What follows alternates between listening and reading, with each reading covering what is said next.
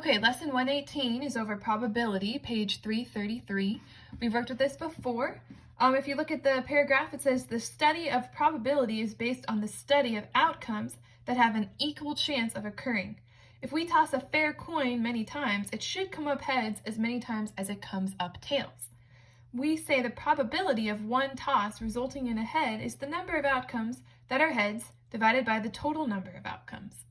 All right, so probability, here's the ratio. It's the number of favorable outcomes to the number of possible outcomes. So favorable, that's what you want to happen, and then possible, but those are all of the things that could happen. So you write probability as a ratio or as a fraction.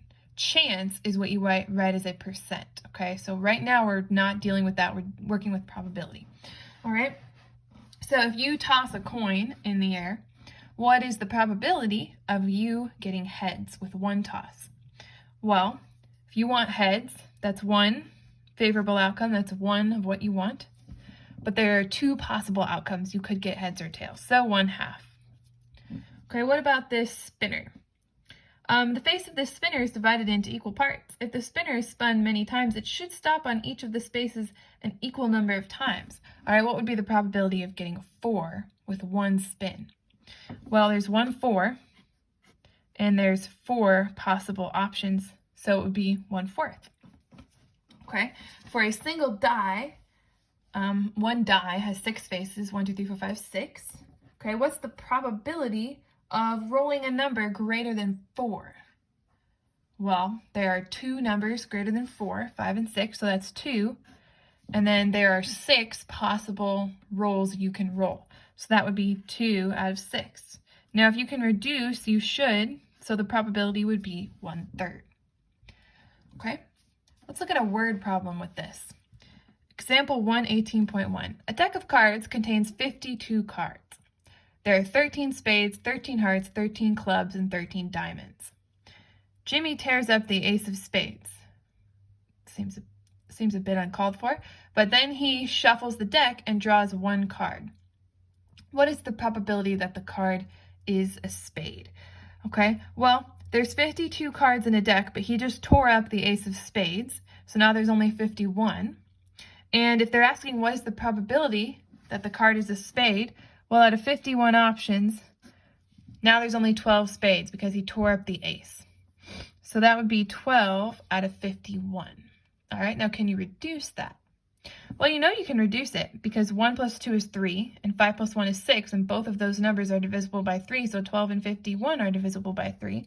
3 goes into 12 4 times. What about 51? 17 times.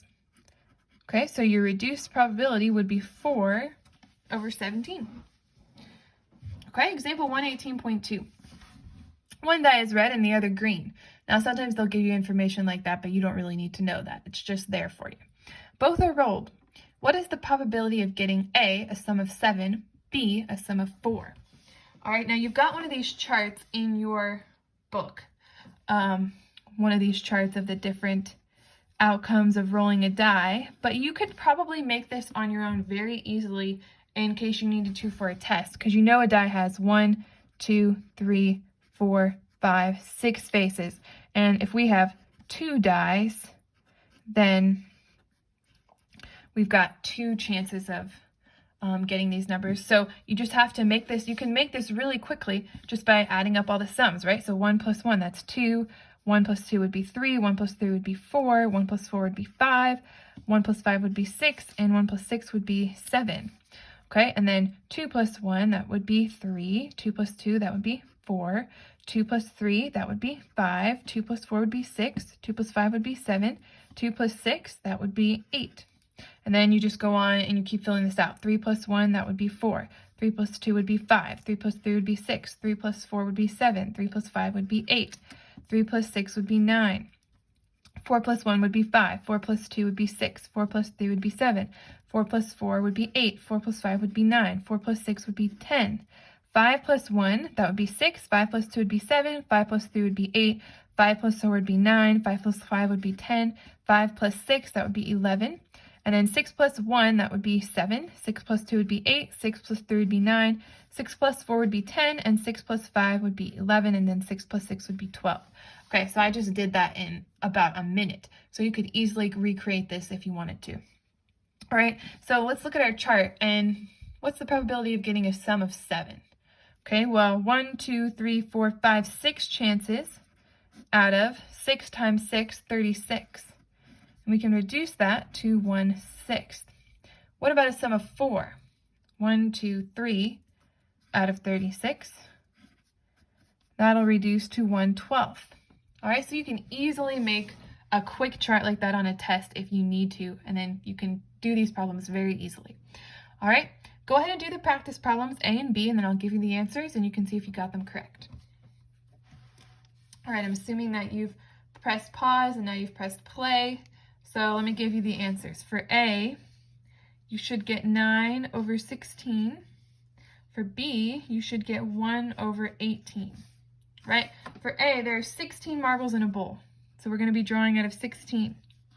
3 are red, 6 are black, 7 are green. Jimmy draws 1 marble. What is the probability that the marble is either red or black?